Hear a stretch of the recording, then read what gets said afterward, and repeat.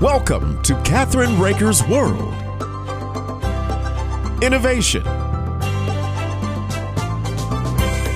culture, adventure, fashion and health, artists, destinations, traditions.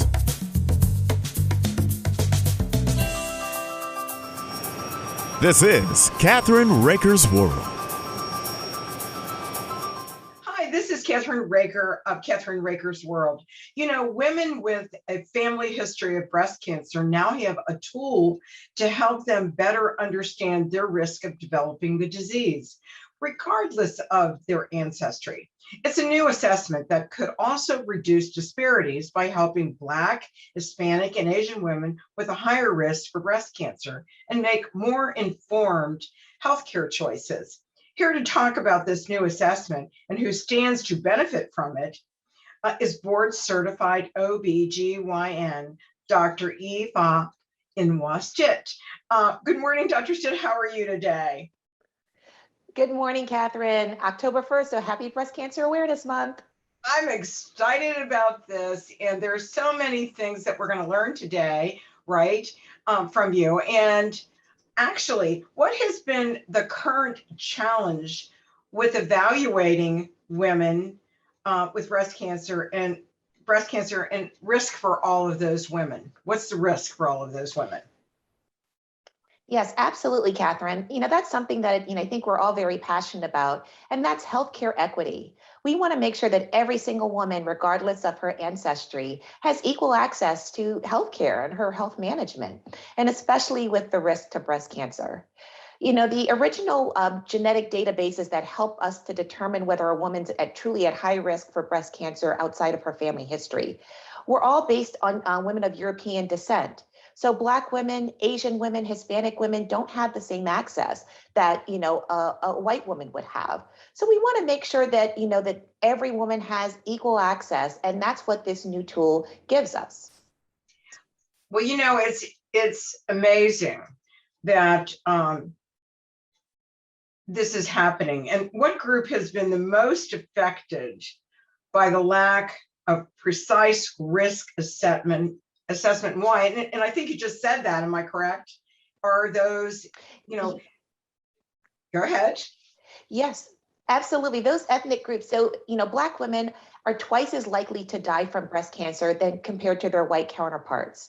Hispanic women who are diagnosed with breast cancer, 20% more likely to die of breast cancer. So not only does it affect just, these ethnic groups, but just any woman who has a strong family history and may not necessarily fit into one of the boxes of the known, very, high known breast cancer mutations like the BRCA1, BRCA2 mutation. About 90 to 95% of women actually fall in that category. They have a strong family history, but they may not necessarily have a known genetic mutation.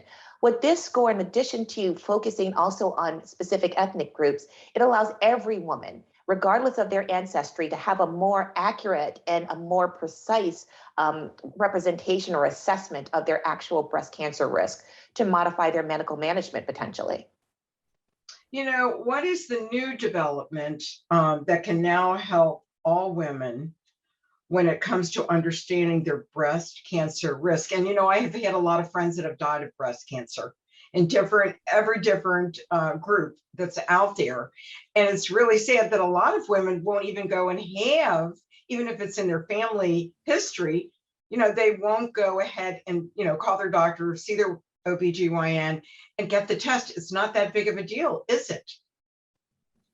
It is absolutely not. I'm so glad that you said that. We know that, we have Breast Cancer Awareness Month. The risk of a woman developing breast cancer in a lifetime, all comers 1 in 8. So that's quite a few. It's actually the most common. In 2021, we expect it to be the most likely diagnosed cancer.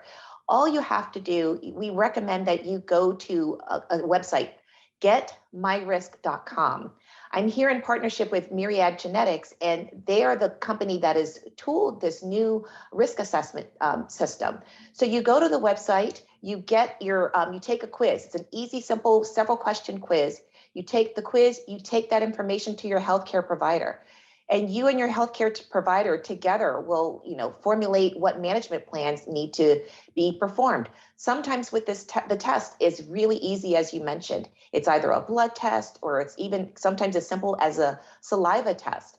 You get the easy test done. You and your healthcare provider can see together whether your risk is actually upgraded or even sometimes it's actually downgraded, because sometimes you have protective factors. So again, it's a discussion between you and your healthcare provider, but if you don't have the discussion, you'll never know. Is there a difference between the assessment tool and hereditary test? Yes, great question. The hereditary test, the hereditary cancer test that we all know about, typically looks for specific known genetic mutations, the most commonly being the BRCA1, BRCA2, the one that Angelina Jolie made very commonly famous, very publicly famous several years ago. But what this does is it takes it to the next level. What the company that's developed this product has done has curated tens of thousands of women who are non-European heritage, and looked at their genetic factors to determine whether, it allows for stratification or allows for a better assessment of women who are non-European to get a better assessment of what the actual risk is. So now all women equally on all playing fields can have the same type of risk assessment that's specific to their ethnicity. And it's so important to get this test, because my friend who died actually had breast cancer in her family, but they didn't want to give her, that's been a few years ago, they didn't want to give her an early test. And I thought to myself, and she really suffered for 2 years and then passed away, and she was young, and it was really sad. So with these new tools today, we have a lot in our toolbox, and we can make it simple for people. It's really not that tough of a test. So what would you recommend to a lot of women to do? And if their mothers, encourage their daughters, especially if they've had breast cancer, correct? Oh, absolutely. And to that point, and I'm so sorry to hear about your friend, but to that point, women with a first degree relative, a sister, a mother, even a daughter with breast cancer are 50 times more likely to develop breast cancer in their lifetime. So again, going to that website, getmyrisk.com, is an easy way for you to start the process. You go, you take the quiz. It will tell you, yes, you're at high risk. No, you're not at high risk. If you are a candidate, meaning that you're at high risk for developing breast cancer, have that conversation with your family, with your healthcare provider. Now, the other part I always recommend, I want to make sure women know, make sure that you know your family history on both mom and dad's side. It's equally transmitted from either your mom or your dad, so it's not just your mom. So please, as the holidays are coming up, talk to your family members, take the quiz, work with your healthcare provider. It can make such a difference. Can you give me that website one more time, please, doctor? Happy to do so. Again, it is Get My Risk, 3 words all together, getmyrisk.com. I can't thank you for your mission and what you're doing to help women. It's so important. I can't repeat that enough times. Thank you so much. I have mine every year. I'm right there. And even though I am in the Caucasian European group, it doesn't make any difference. We need to do it too. And it's also absolutely. And the other thing is that men get cancer, breast cancer, correct? One of my relatives had it, right? And that's important to get it. You are absolutely right, Kathryn. And that's why it's so important.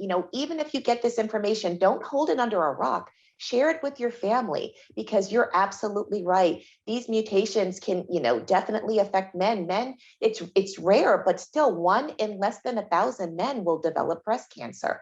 And it can be so, just really so disarming in a family.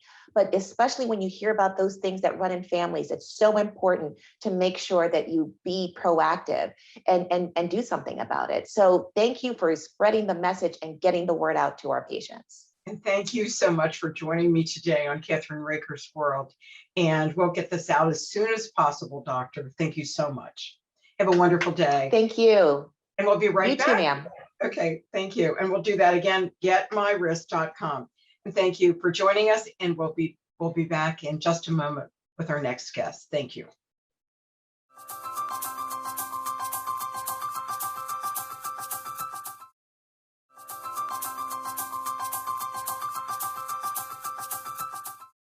Hi, this is Kathryn Raaker of Kathryn Raaker's World, and let's just talk.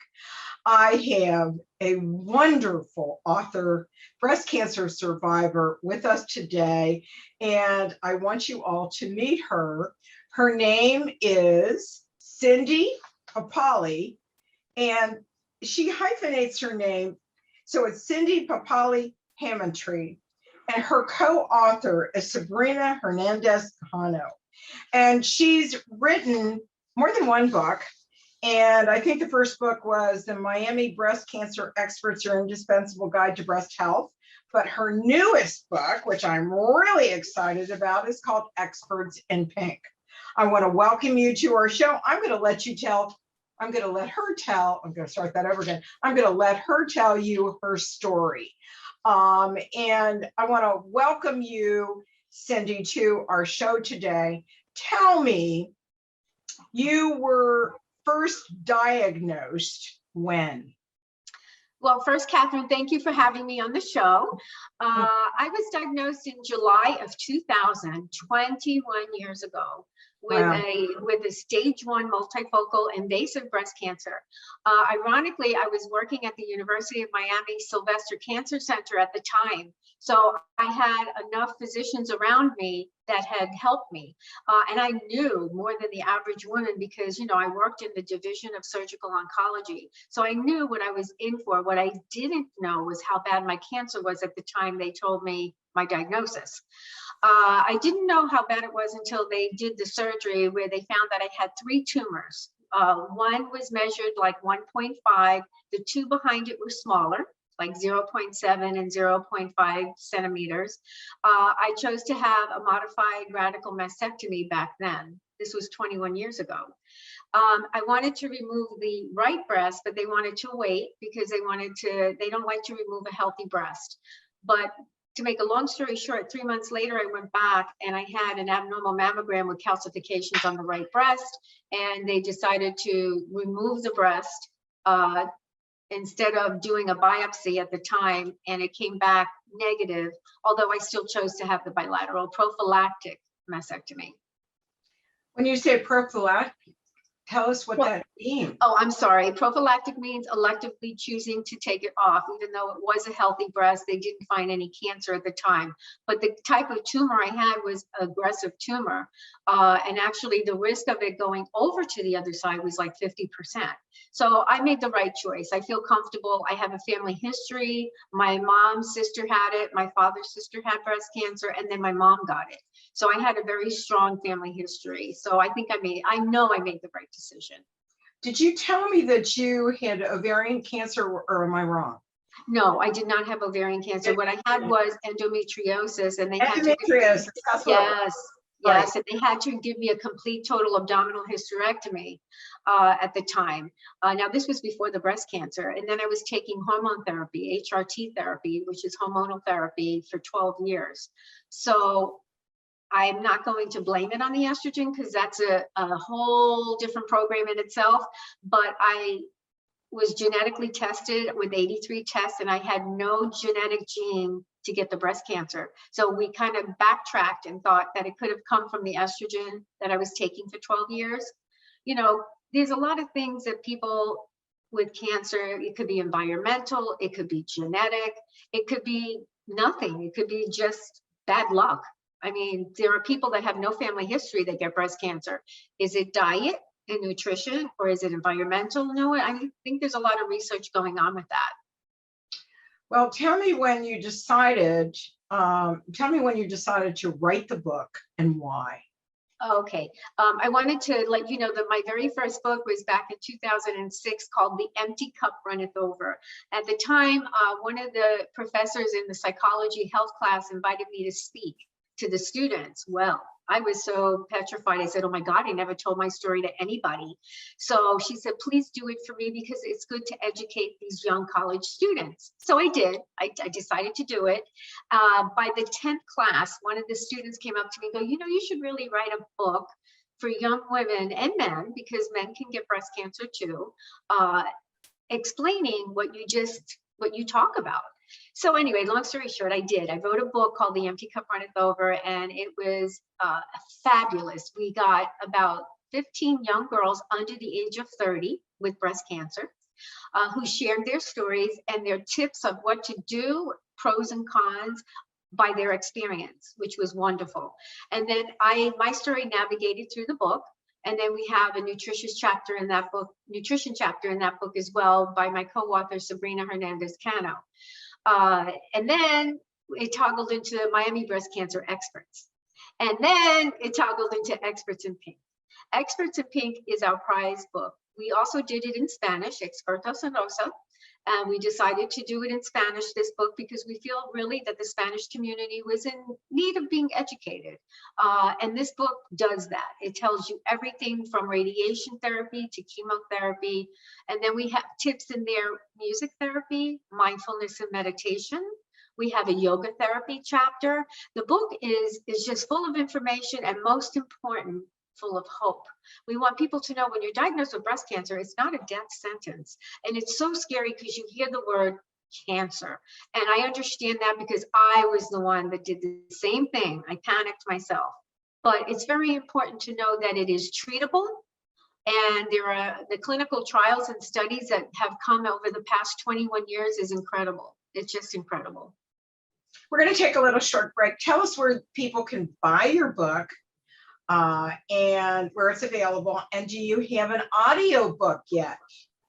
The book is available on Amazon, both in Kindle and paperback, and we also have it available here in Miami, Florida at a store called Books and Books. There are 5 locations of Books and Books here, and we are thinking about an audio book, but I think I'm actually going to be working on another book with physicians at Miami Cancer Institute. We're going to put a little twist to that. So maybe that might become an audiobook. We might see. We'll see. You might want to do a television show with those doctors on the Simul TV network. I would love to think about it, because to be very honest about it, seeing you, hearing you, watching you makes a big difference to a lot of women and men. And there's a lot of men, like you said, that have breast cancer, believe it or not. So let's take a little short break. And what's your website, or where can people go and find you? We're working on a website now, but I am available on all social media platforms, Facebook under Cindy Papale-Hammontree. I'm on LinkedIn under Cindy Papale. I'm also on Twitter under @PapaleCindy or @CindyPapale. I'm also on Instagram. On Instagram, we do have an Experts in Pink. We just started to launch the Experts in Pink on Instagram, and I'm also under Cindy Papale. We'll be right back after these important messages on Kathryn Raaker's World and Let's Just Talk. We'll be right back.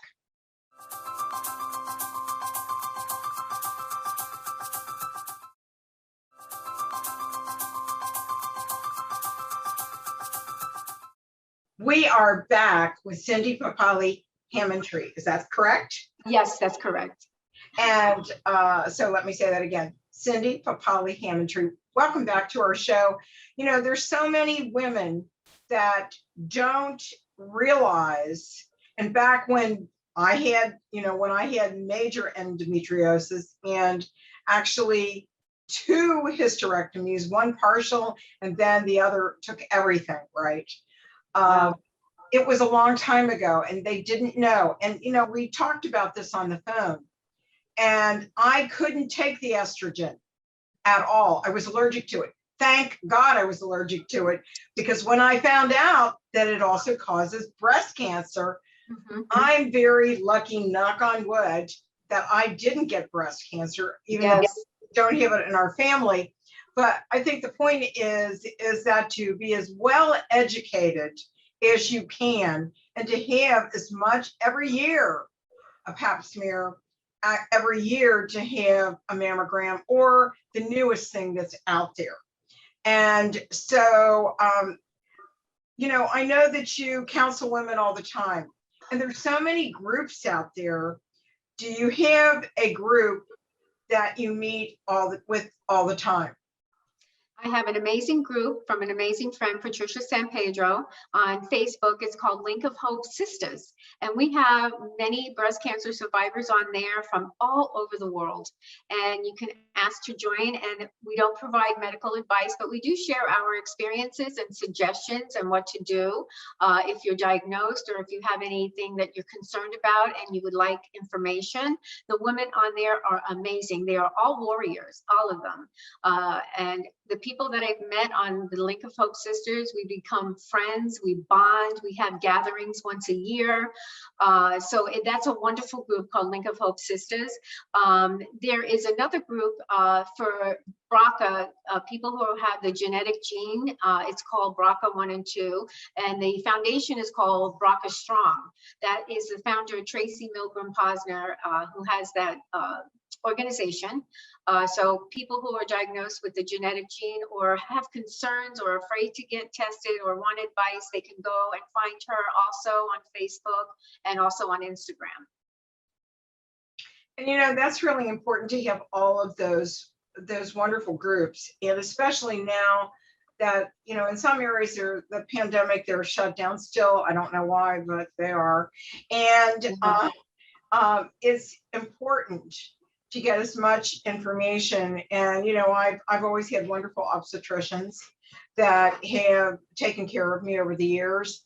And so I think that, and if it's your mother, your sister, whoever it is, encourage them, wouldn't you say? Yes, absolutely. Yes. Being proactive is the key. Self-breast examinations are important, and a lot of women and men should do that. I recommend in the shower because it's so much easier. Your hands are soapy and you can glide easier. And another point I want to stress to everyone is make sure you examine under the armpit too, because some people don't do that. You know, it's very important because you can get a lump under the armpit as well. And I have friends that had that, and, you know, they were smart enough that they checked it and felt it and went to the doctor. And yes, and a lot of people, Kathryn, are kind of uneasy about touching themselves too, and that's understandable. Some are culture and some are just, they feel uncomfortable touching themselves, but it's really important to get to know your body from a very young age, which is why I love talking to high school and college students, because that's where it begins too, you know, when they're young, to get to know their bodies. And I think that actually that even today, it doesn't matter how old you are when you get breast cancer. Remember back when they didn't even want to give you a mammogram unless you were 40 or maybe even 50 years old. And I told you that I lost my friend who actually, I think she was 35 or 40. Her mother had breast cancer. Her sister had breast cancer. And I'll never forget the knock on the door. When she knocked on the door and she said, I have 4-stage breast cancer, because she begged him to give her a mammogram. And she actually had a hysterectomy prior to that. So she had 2 forms of cancer. So don't be smart, it's really important to know your body. And be proactive. Right. So you've got an event coming up this weekend. And where's it going to be? It's going to be sponsored by Books and Books, and it's going to be at the Coral Gables Congregational Church, which is across the street from the Biltmore Hotel here in Miami, Florida. It starts at 5 o'clock. The event is free.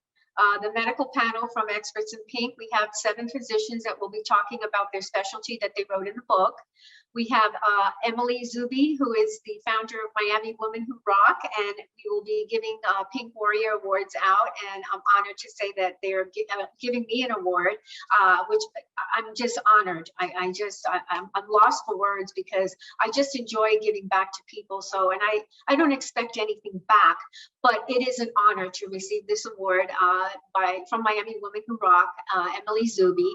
The awards are going to be presented by Joan Jimenez.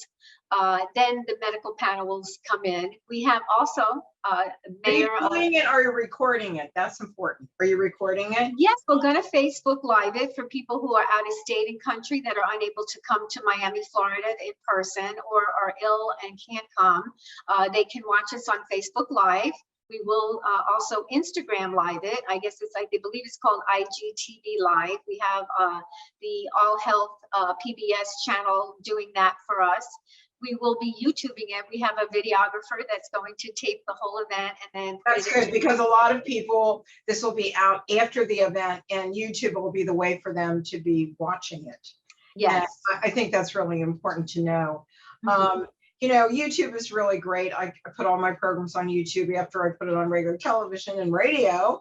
But having Facebook and Instagram and LinkedIn and SoundCloud and all the wonderful things that are out there, there's no excuse. There's no excuse not to be able to watch it, right?